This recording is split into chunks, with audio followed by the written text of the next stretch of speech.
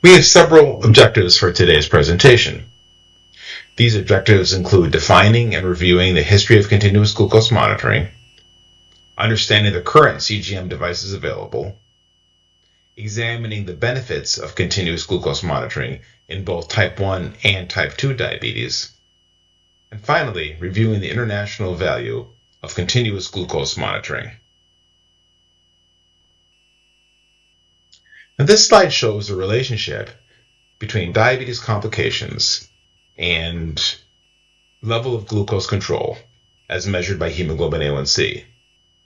This study was published many years ago as the DCCT trial and showed that in type 1 diabetes, the lower the A1C, the less likely complications would occur, whether it was from retinopathy, neuropathy, or nephropathy. However, associated with better glucose control was a significant increase in the amount of hypoglycemia, and this was seen after the study was done.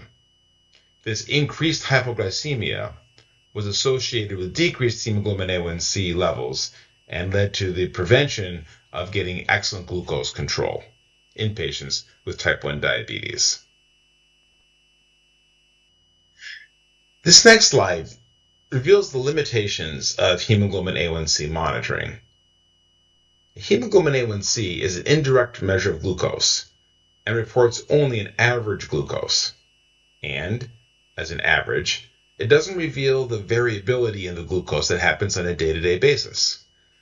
Episodes of hypoglycemia, which can be quite severe, or hyperglycemia, are not detected, and there is limited reliability in certain conditions like hemoglobinopathy or sickle cell disease.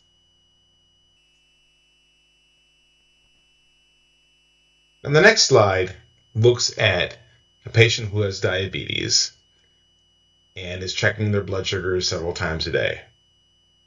And you can see that if they are doing a good job, they can have glucose levels that appear normal, ranging between 90 and 120 milligrams per deciliter.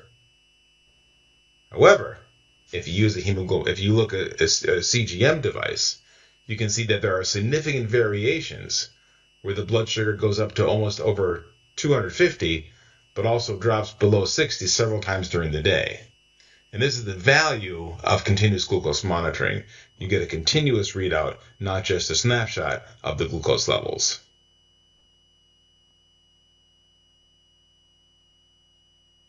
With continuous glucose monitoring, you not only get an estimated hemoglobin A1C level, but you get measurement numbers of how much percent of the time the blood sugar is in an ideal range, which is predefined as between 70 and 180 milligrams per deciliter.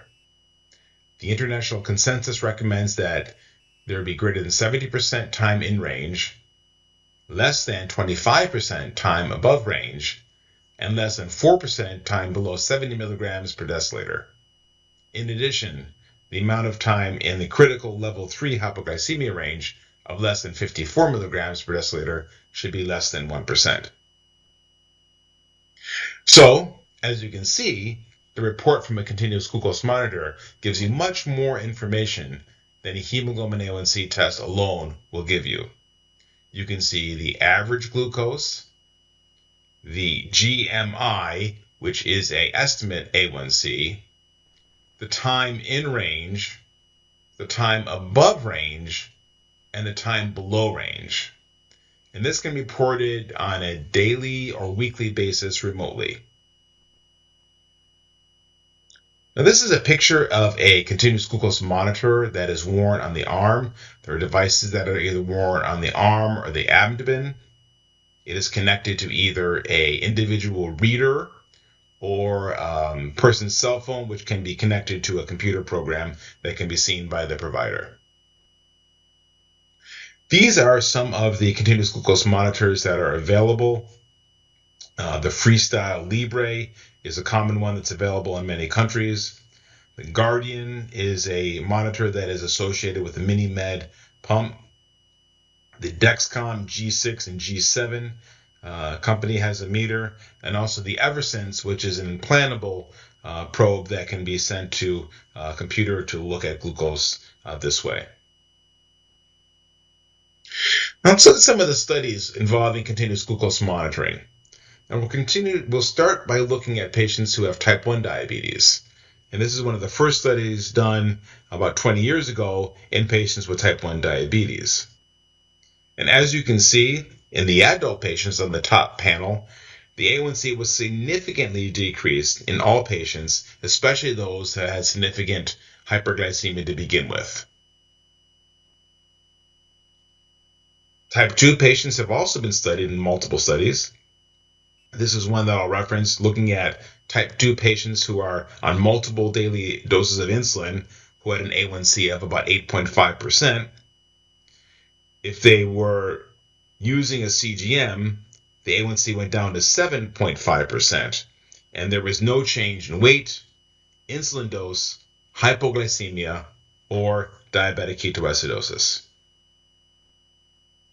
And this is a graph of the A1Cs, either on the CGM group, the dark line on the left, or the control group on the right. And as you can see, again, the A1C was down in all cases, except for, of course, the ones that were down to less than 7 to begin with significant improvement in patients who had A1C levels of greater than 9%. Now, at our university, we use a combination of continuous glucose monitoring and remote monitoring to help patients who have poorly controlled A1C levels, greater than 9%. And this is a study we published in Journal of Endocrinology and Metabolism several years ago.